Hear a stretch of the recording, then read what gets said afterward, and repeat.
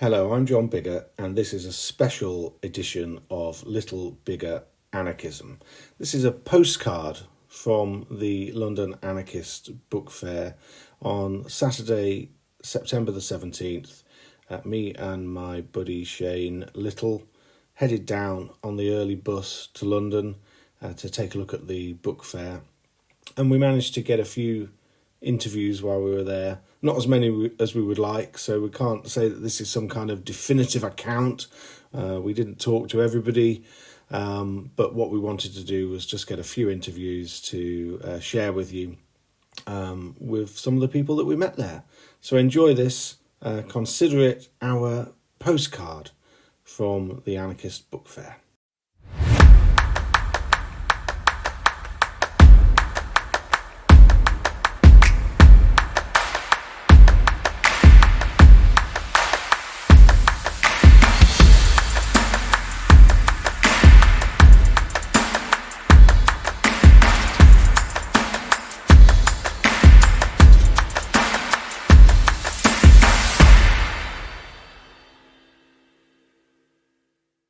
So, okay, we found ourselves at Freedom Bookshop, and we've got Zosha Brom here, and you have organised the whole book fair. Not by myself. That's good. There is a whole collective behind it, so it wasn't me thinking doing this. It would be impossible. It's a too large event. Yeah. Sure, so. How do you feel it's going? I mean, it's only 1 o'clock, so let's see. But I think it's going well. I'm hoping that similarly to last year, this will be London Anarchist Book Fair without internal fight. And this is our aim, to introduce it as a new tradition, to being movement building event rather than movement splitting event. So far, I think it goes pretty smoothly, and it's packed. Even the workshop at 11:30 was absolutely packed. Yeah. So what's going on? What's going on here? You say the workshop. What's happening at Freedom? So at Freedom we have Zine Fair, which you can see downstairs. There's the proper book fair at Bishopsgate Institute, and workshops are spread between Toynbee Hall and Whitechapel Gallery. It's a very nice setup of some of the most historic venues in East London, which somehow, and I still cannot believe it, we managed to get for free every single one of them. Wow. So yeah, we are quite pleased with this, and one of the reasons why we don't want to have a fight is that I plan to try to make a booking with the same venue on Tuesday next year. Yeah. So you're carrying on to do one next year? This will be my present for the collective. If I manage to do this. So. I think it's got a good feel so far. Yeah, it does. Yeah. Was there anything you did to organize to try and mitigate? Because there was kind of like little bickerings seemed like every year, but like I haven't heard anything in the last couple of years. Is it kind of pure luck? Or? To be honest, I think this is because basically I think it's a cultural change. Okay. Because there is basically the number of drunk punks is drastically reduced in the new generation, but also in terms of getting people on board, because I come from basically my background is squatting, and DIY culture, and I think it really helps because first of all, it helps with organizing such an event, because we have a very big pool of people who are able to do everything from driving to being volunteer coordinator. Yes. And we are also very used to doing things for pretty much no budget. But also, I think that the more people you involve in such an event, the less likely there is gonna be a fight, or because the more people have a stake in the event, or their mates have stake in the event. Like, you're not gonna come and kick off on an event your mate is organizing. So I think this very simple psychological mechanism works very well, but yeah, I mean, we have the collective who basically dealt with the logistics. It's quite small, but in terms of the people who are actually managing this event today, this is several dozen people who are doing this for free, and they donated a day to making sure it all runs smoothly. And have you found sorry, this is my first book fair in London for quite a while actually, since the last collective was organized, and yeah, the tables seem to be more diverse actually with the groups and everything. Is that something that's kind of grown over the last couple of years? Yes, but I wouldn't slag off the old collective. No, this, for because, sure. For sure. This basically, I think the social structure of anarchism changes, and especially, I mean, as someone who I'm 40, yes, and recently I went to a squad party for the first time since the beginning of pandemic, and it was really nice to see that the people who organized it and the squatters were very diverse. Like it wasn't only white kids who came to London to study, and everyone who was involved, and also the performers. Everything was like basically reflected the community of London much better than what our generation would see in the anarchist movement. So I think this is a basically organic change. Okay. Which comes from the generation of kids. Like if you are a kid from London, you went to school with people from all over the world, you know, so it's completely natural for you. And also people with who are have different sexualities and genders, and it's completely normal and natural for kids. And I think this is reflected in the movement. It will just get bigger and bigger, regardless of what class reductionism fraction of anarchism would like to claim. So this is the second book fair you've been involved with heavily, I think. I mean, this is the third book fair we are organizing, but the first one was fully online because it was in 2020. Of course, yes, of course. I just wonder if there's something about book fairs that you think is important, because obviously you put a lot of time and effort into it. So what is it about? I think it's a very good promotional machine for the anarchist movement, and it shows us in a very good light, if we don't do all these disgraceful things we sometimes do. But mostly, I mean, we call it Anarchist Christmas for a reason. It's a networking event. And London Anarchist Book Fair, being the first one worldwide, is actually quite important. Like I remember, even when I was living in Poland, people were coming to London for the Anarchist Book Fair, or the Greeks would come, it's... I think we are still not on this stage, mostly because the collective is really broke. Yeah. And it's kind of polite to offer people money for tickets, but I think within next 2 or 3 years we'll get to the stage when we'll be like actively inviting people from outside of UK to come. Yeah, well, I think it's been a great day so far, and before we let you go, as it were, I want to talk to you about Freedom newspaper, because you've been editing that for 5 years, and you're now kind of stepping down from the editor role. Yes. So what's it been like to edit Freedom for 5 years?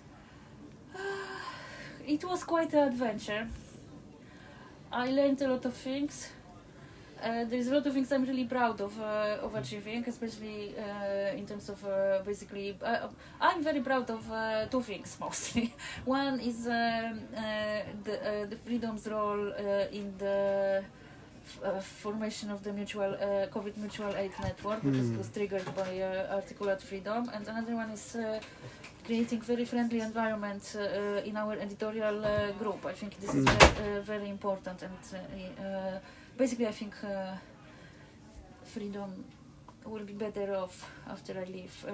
There's quite a big progress. We had a very big increase in readership, and I think the general influence in the movement. But this is not necessarily my editorial skills as much as just updating it every day, because this is how you make websites alive. I feel a bit sorry for leaving, but I think it's time, because it's a dreadfully time-consuming task, which you just get rewarded in occasional pints and praises for. So and also it's not very easy to be this public kind of known person. for on many levels, including finding a job and, and all these things. But I think I made a lot of friends. I'm staying in Freedom Collective. I'm kind of taking a little break, but I'll find myself something useful to do after this. I can't believe it's been 5 years, really, and obviously you've been editing me all that time. Yes. And but you were the easy one. Oh, that's good. That's good. I always found it interesting because I found you very straightforward as an editor, and I knew that if you told me that I needed to change something, you had a really good reason for it. I think I'm probably more obsessed with fact-checking with many other people, but I think it's important because basically it really annoys me when left is not getting the facts right, because I think facts work to our advantage, and it's the right who needs to lie, not us. So it really annoys me when this happens. We've got a good record, I think, haven't we, on facts? So I think what we're doing is providing an anarchist take on things, and I mean that's the role for Freedom for me, I think. And I think the editorial team kind of generally just supports each other in achieving that. So I mean, that it's a very friendly team. So. Yeah, I think so. And it's great as well, like, Freedom being the longest running anarchist periodical in the world. Like, it's great. Like, it opens the doors to every squad in Europe. Right, there you go, yeah. It's, in terms of, like, I don't have to worry about accommodation when I go for quarantine. There's actual physical copies of Freedom in Bishopsgate Institute from 1892, which I just... Yeah, but you can... that's amazing. You can knock the door of the squad in Greece and be like, hey, I'm Freedom editor, and we're like, welcome. So this was the benefit. That's fantastic. Yes. Even after some of the things we wrote about Corbyn, which got us a little bit of negativity. I mean, because they read Freedom. Yeah, absolutely. Well, thank you very much for your time. It's really interesting, and let's hope the rest of the day goes really well, and you've earned a little bit of a rest from Freedom, I think. Yes, I'm going for holiday after this, and then I will figure out what I'm going to do. Brilliant, thank you. For today, I just want to end this book. Thanks.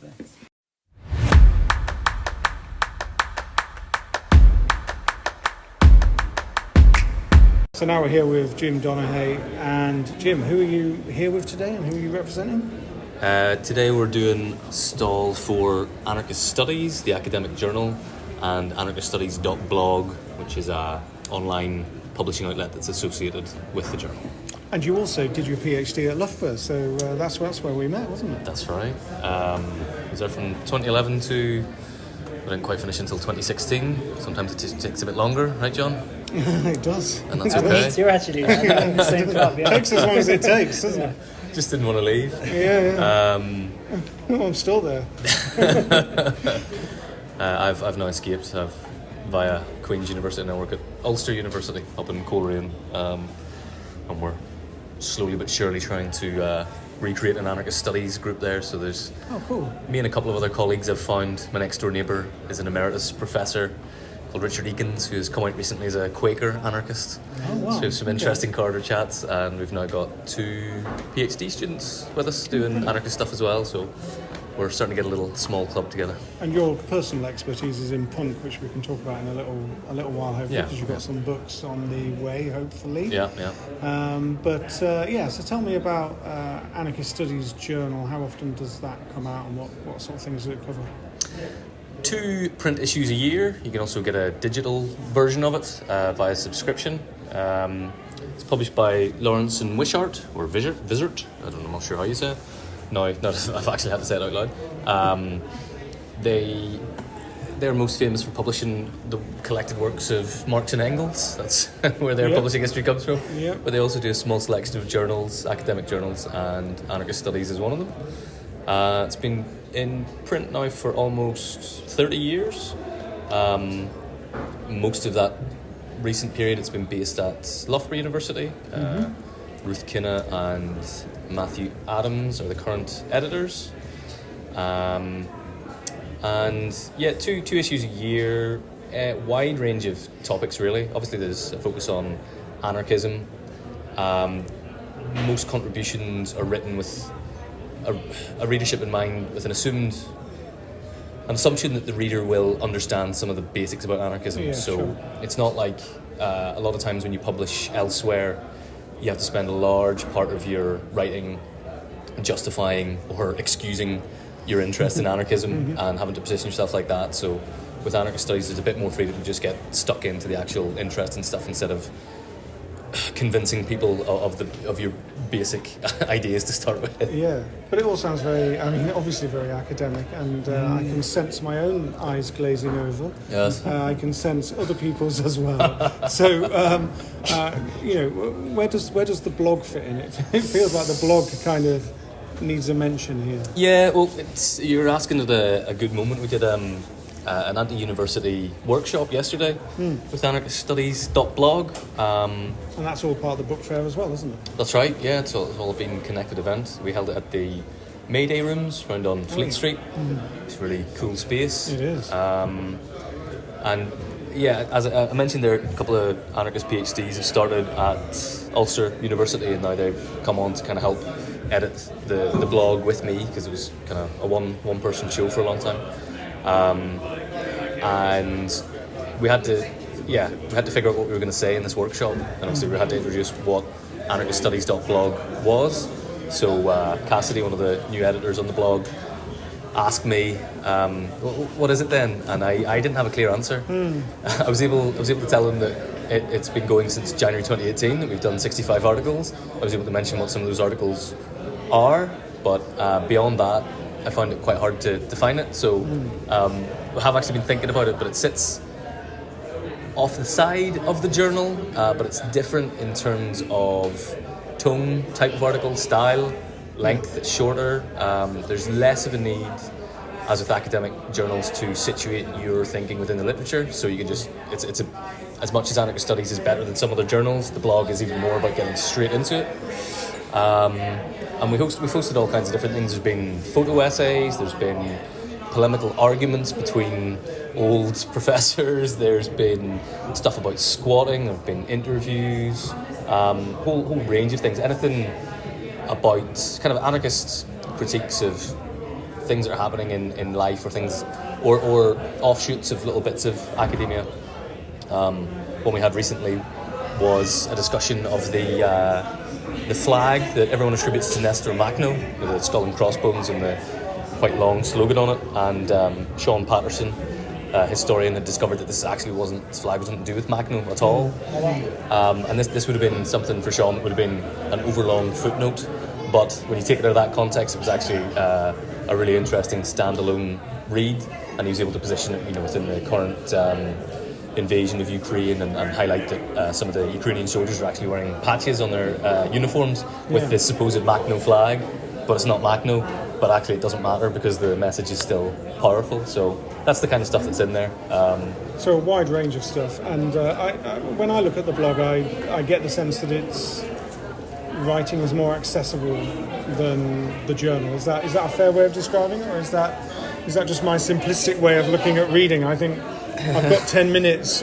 Do I want to plough through a journal article, or do I actually just want to read a blog post? Yeah, part of it is just that shorter length probably makes it more accessible. There's less investment of your time. But in terms of the language, it's less jargon laden. I mean, there are still critical ideas in there.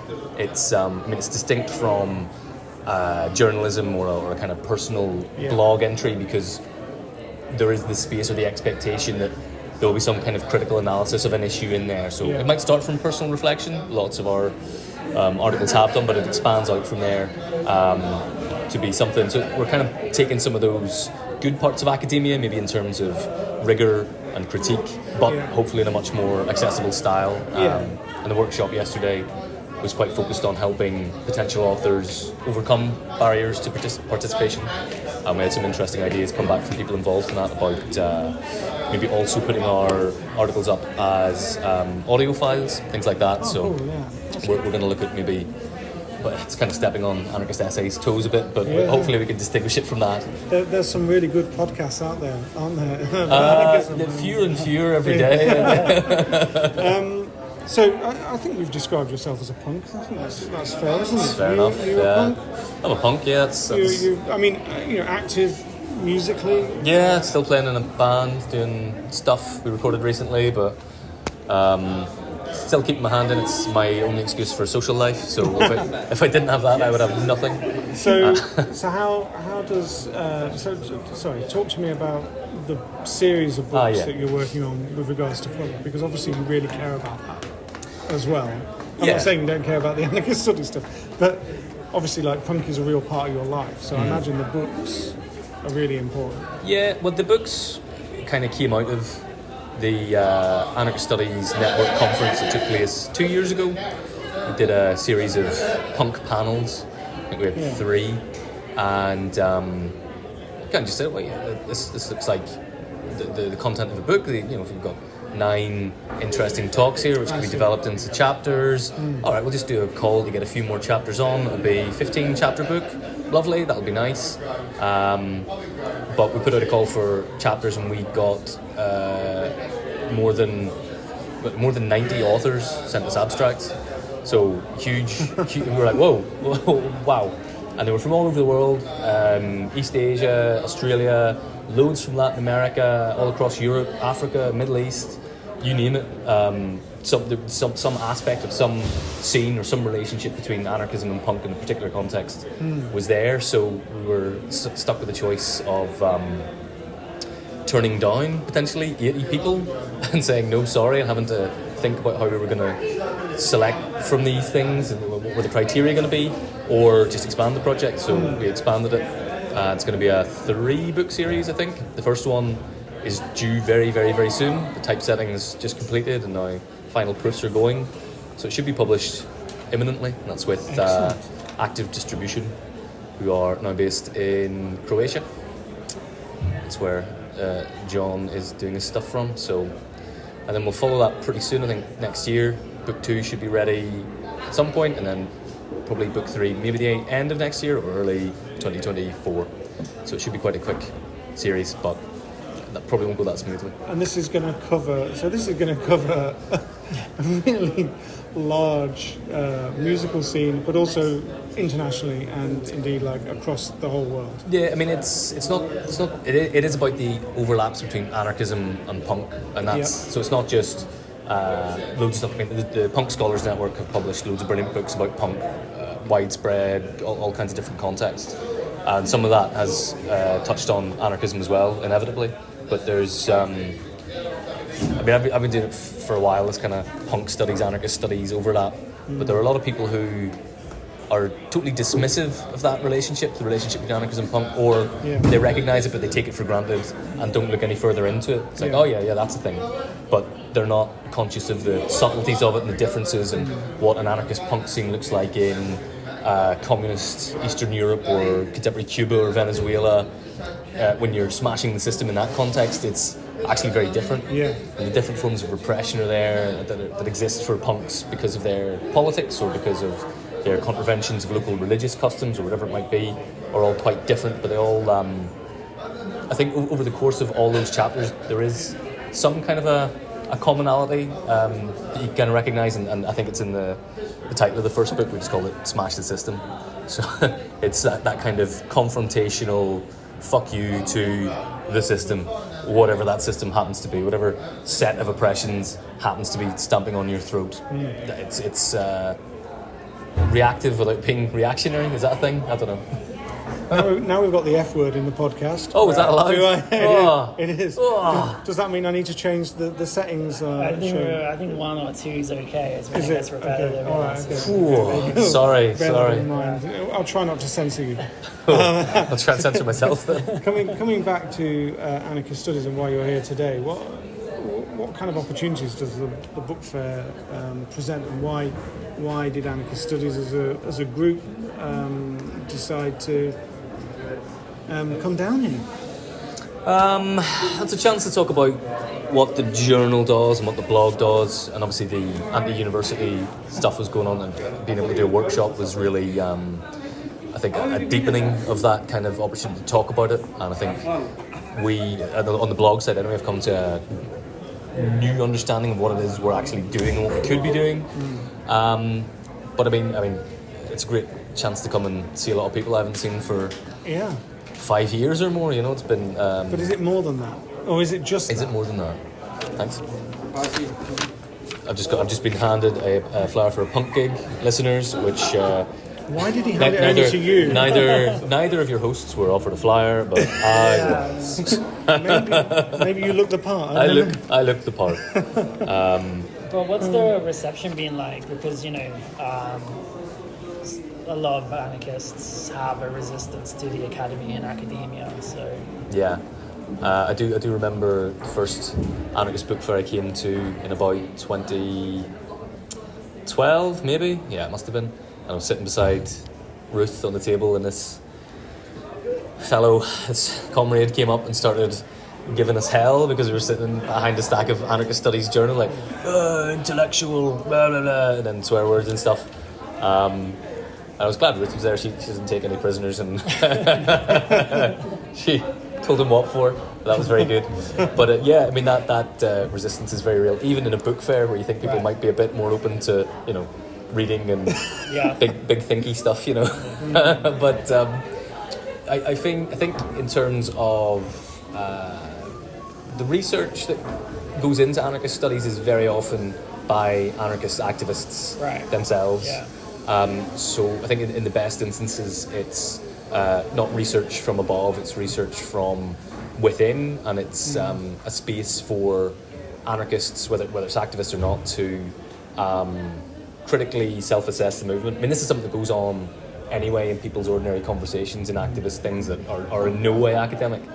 But there's something about, I mentioned earlier about rigour and critique, and there's something about being able to take that critical space to take an issue that we're all talking about and really look at it instead of just having a big blazing argument about it. Yeah. I mean, you can still come back to the argument, but you've had a chance to go away and actually do the research. So for me, that's what it's about. Engaging in the academy is a huge compromise in terms of all the hierarchies that exist there and the hierarchization of knowledge, but the opportunity to actually do meaningful research and then have that contribute to activism and anarchism's own conception of itself, I think is very worthwhile. Yeah, I agree. Because sometimes when I do talks, it's always the question always comes up that you're in the academy, you're in this privileged position. It's like, and it's weird for us because being an academic becomes our entire identity, and you're like, hang on a minute, I do a lot of stuff in the movement as well. I organize as well, and being an academic doesn't make me any less of an anarchist than when I used to work on boats, and it's like, that's kind of lost, I think. Well, I mean, you, Jim, you've got an academic job, but me and Shane do not have academic jobs, but we're still perhaps perceived as being part of this great hierarchy. I don't feel as though I've got a great deal of power over people. No, and I don't know how much to say without losing my job, but I mean, I think... Well, be careful. There's a certain opportunity to subvert the academic structures there, there's a lot of money in academia, and if you can use some of those resources to benefit comrades in whatever regard, then there's a compromise there to be made, but it's an informed compromise. And that includes bringing people on for funded PhD studentships or doing research co-production with activists and being able to actually go out as part of your research methodology to say, what can I do that's of use? I've got this privileged position in terms of time. I can put resources towards this. What would help? And I think that's what a lot of researchers now, across all kinds of indigenous and participatory backgrounds as well, but definitely in the anarchist movement and anarchist studies, there's much more of that kind of sense of research as a contribution to the wider movement. Yeah, doing research with people rather than on them. Exactly, or at them. Exactly. Or even for them, there's a tradition of, especially with NGOs, they will enter into a relationship with academic researchers because they want them to do research for them or give their piece of work or whatever they're doing the legitimacy of a university. So it's quite a transactional relationship, which is maybe better than having research done on you or at you, but doing research for you is quite mercenary, and I don't think that's what it is in terms of anarchism. And coming back to the book fair itself, so obviously you get the occasional negative comment, but on the whole, what you're seeing here is people are representing an academic journal, but it's talking to real people, isn't it? It's talking to real people and other groups. Yeah, there's a benefit to that. We've had some great chats with people already, and maybe people will be inspired or encouraged to contribute something, whether it's to the blog or to the journal or to go away and read it. But yeah, I mean, I think it's the relationships between different outlets and so on. It's nice to nosy about and see what people are doing, and I picked up a load of books that I didn't even know existed. So I mean, that who knows what that will enrich in my research later on. Although most of it was sci-fi, so it's probably not that relevant. But I mean, I could do research in sci-fi too. Yeah, why not? Ruin that for myself as well. Why not? I feel compelled to mention the words Doctor and Who here, but I'll try not to. Okay, thank you very much, Jim. You're very welcome. Nice to talk to you.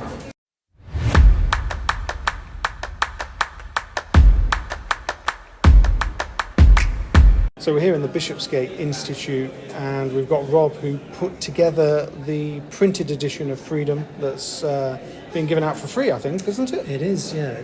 We switched to a free edition after we stopped the monthly edition, essentially, because we work on the principle that selling is much, much harder than it used to be, and it's also something which has fallen out of fashion to a great degree. Sort of, if you talk about the 70s, 80s, 90s, you would be able to, at most protests, you would have people who would have an armful of papers and be selling them to protesters, and it's just something that we don't see a lot of anymore. So it's much more, okay, if we're going to print something, we want to make sure that it actually gets out. So we switched to a freebie on that basis. And it's great to have still a printed edition that people can hold in their hands of Freedom, isn't it? Yeah, I'm very much. I've been an advocate for a long time of you can, if you're looking for a thing on the internet, you can find it. But coming across a thing on the internet is much, much harder. And certainly if you're trying to promote something to people, you're having to do so through an enormous amount of chatter and chaff put out by absolutely everybody else. And handing out papers is something where actually you can just do it on the tube or on the street, and people will just pick it up and start reading it if it's good enough. Yeah. So what was the approach? Because normally it's kind of current affairs and everything, and if this is a special issue, was there kind of like an emphasis or? Yeah, so we used to do the paper, at one point we were doing it fortnightly, which was completely unsustainable, but we have now dropped down to biannual. And because we print it on a biannual basis, the focus is more on sort of summarising the prior 6 months and looking into the next 6 months, and talking about kind of more in-depth takes on sort of issues which affect anarchists and which people might want to think about. So more kind of like a hybrid between a paper and a journal? Yes. Yeah. Okay. We label it a journal, okay, even though it's a free paper, for that very reason. Right. And what have we got in the latest edition then? Well, the headliner, the celebrity turn, is Ian Bone, latterly known as Britain's most dangerous man, who is talking about his participation in the poll tax riots, and specifically about so he used to live in Hackney around that time, and he's talking about sort of the quite strong anarchist contingent in Hackney. There was a huge squatted community around there at the time, a lot of very angry working class people, and he sort of talks about the differences in attitude that were in Hackney at the time. So Hackney was much less interested, for example, in the longer term don't pay aspect of the poll tax, and much more interested in like, can we riot now, essentially. So that's kind of the lead one, I suppose. There's some really good stuff. So the Common House, which used to exist on Bethnal Green and was shut down last year, I think. There's a really good analysis of kind of setting up of and running of and kind of the politics around social centres and kind of how they function. Very good analysis piece.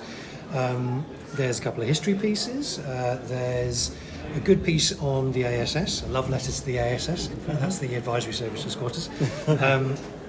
And a couple of and stuff on strikes and mutual aid, and that's kind of the general theme of the paper. And what is it like to put that together and get it printed? Because if you're not doing it regularly, that sounds like an undertaking. That does. It can be a bit hit and miss. Like, it really depends. We have a small team who work on both the Daily Newswire, which is the Freedom News newswire, Yeah. and some of them will then kind of also help out writing articles, including yourself, Yeah. for the paper as well. I tend to kind of go off and do the copy editing and kind of getting it all in order and putting it in the paper, because that's kind of my day job is doing that as well, so that's fine. And then it'll get sort of read over by another collective member before it goes out. We're very, very fortunate actually that Aldgate Press, who are a long-running, since 1980, I'm going to say 1 or 2, something like that, was when they first set up. They've been the printer of Freedom Press and many, many other radical papers. In fact, we're being in Bishopsgate, one of the leading Aldgate Press people who's been around for donkey's years, was saying that he was looking at their archive of Freedom Press stuff and having it explained to him, and he was saying, "Oh, we printed that. Yeah, we printed that as well." So it's a nice thing. Like it's Aldgate have been kind of the radical printer for Freedom for 40 years now, I guess. So that, and they're great. Like we go right up to the edge of deadline, because again, like we've got a lot to do in the run up to a book fair, and Aldgate always are like, yeah, we can do it in like a week. It's fine. So That kind of leads on to what I wanted to ask, because freedom is, in British anarchism, it's kind of it's an institution, and it's kind of, for me, synonymous almost when I'm looking at the history of anarchism in Britain. It's always like what was said in freedom at the time. So, how is it still received today with like younger anarchists, and the movement's kind of, always evolving and everything, and where's freedom's place in that, do you think? It's a difficult one to say, really. I mean, so I would say that we have managed to sort ourselves out a bit. Like there was a long period. So as a general background, the whole place used to be run by a guy called Vero Richards, and when he died in 2001, there was an immediate crisis, and freedom had been in decline for a long time prior to this as well, and it was partly because it had fallen out of touch with the technology of the time. So it had been supplanted to a great degree by Schnews and then indie media, and it wasn't really keeping up with the protests at the time and all that kind of stuff. And we went through multiple crises after that, and it was only after really 2017 when we managed to get ourselves back on a relatively even key to a degree. So we're now sort of relatively financially self-sustaining. We have a bookshop which people can come to and like actually meet each other and sort of browse and properly actually interact. And that's meant that we have had more people. So we have a volunteer group, and that has skewed considerably younger than a lot of the long-time members such as myself, and that's actually been very, very good in terms of having us interact with the younger parts of the movement.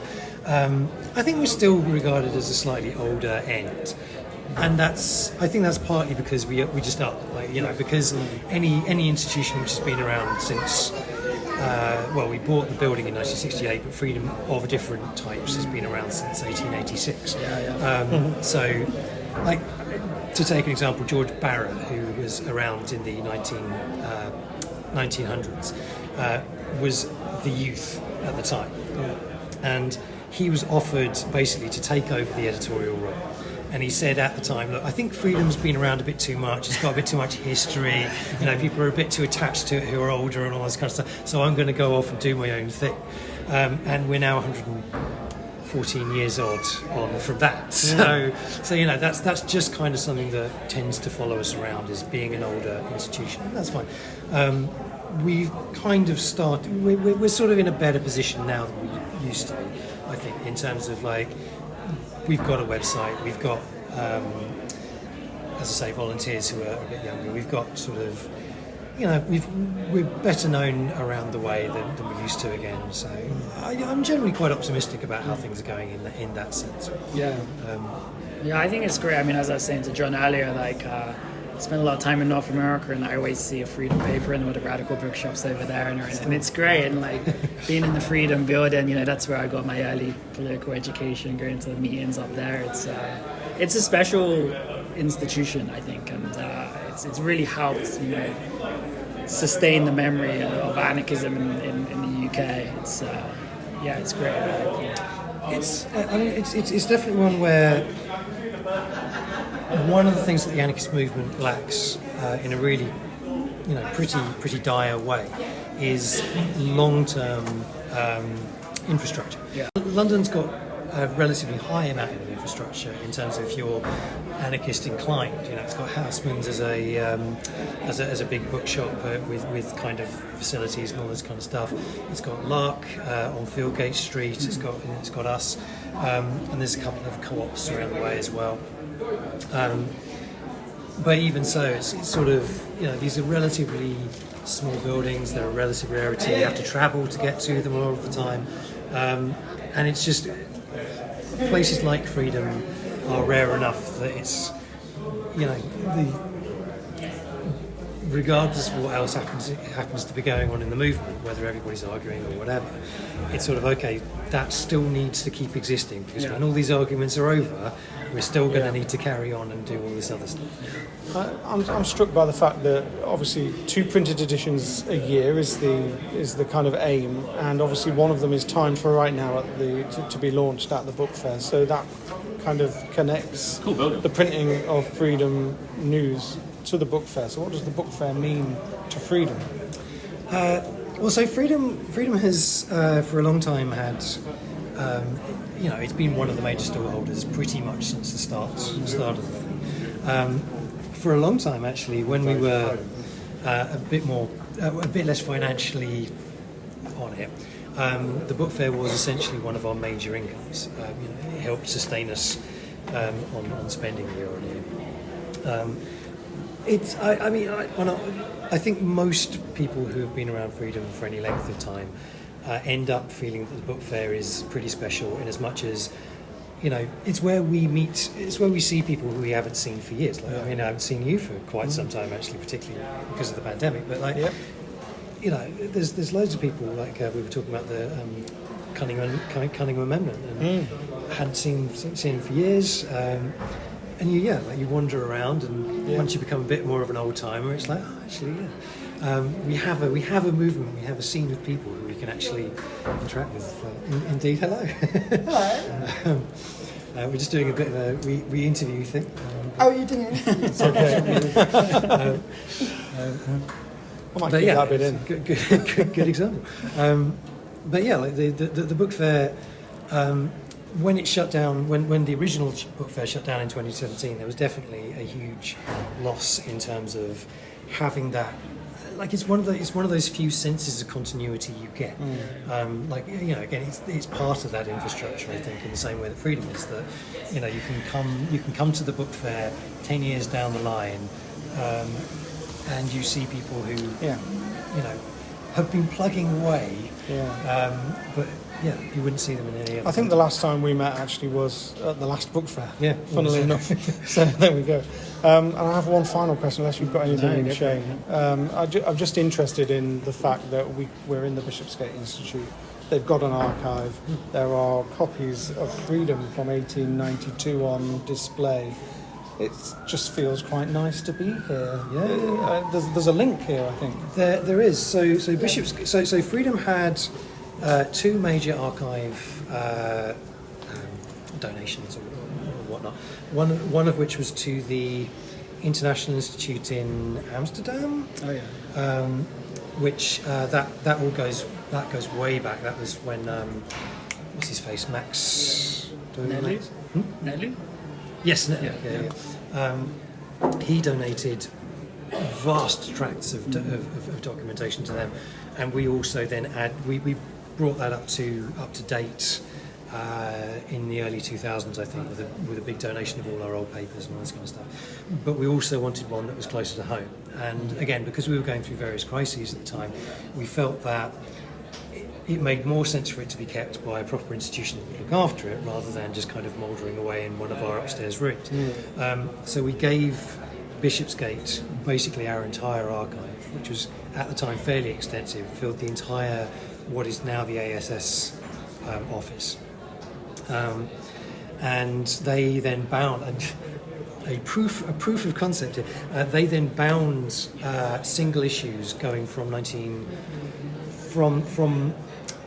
Spain and the World up to date. They gave us bound and boxed copies, properly archived ones for our own use. Those then nearly burnt to a crisp during the arson attack of 2013. And if we hadn't given the previous ones to Bishopsgate, then various of them, you know, we've still got damaged copies at Freedom. We've managed to replace some and you know, rework it a bit. But like the undamaged copies are now all at Bishopsgate. And it's great because, you know, they're only down the road. They have been fantastic to us, generally speaking. Like when I was the author of A Beautiful Idea, which is the official history of Freedom, and was able to literally just walk down the road, and I had all of the old war commentaries from the 1940s during the Second World War, all of the Spain and the World stuff they kept, and I was able to just flick through it in the course of research. And all of the people who kind of then go to Freedom and ask, you know, do your archives still exist?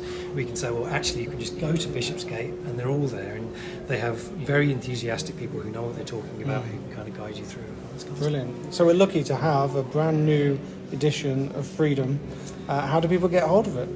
Right, so we obviously we've been handing them out hand over fist at the book fair itself, but also they are always available at the shop in Angel Alley in Whitechapel. We also do we give bundles, right, to various sort of radical bookshops around the way, like Houseman's and News from Nowhere, Five Leaves and all that. And we also do online, if you go to the Freedom shop, freedompress.org.uk, we do free with postage, essentially. Brilliant. Fantastic. Okay, thank you for talking to us. Thank you.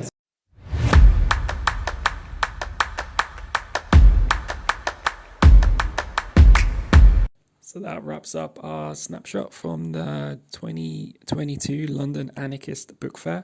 We'd like to thank those that took the time to talk to us, and to you for listening to the end of this special episode. Like always, if you have any comments or want to get in touch with us, have any questions, you can reach us at alittlebiggeranarchism@gmail.com. And until the next episode, that's bye from me and John.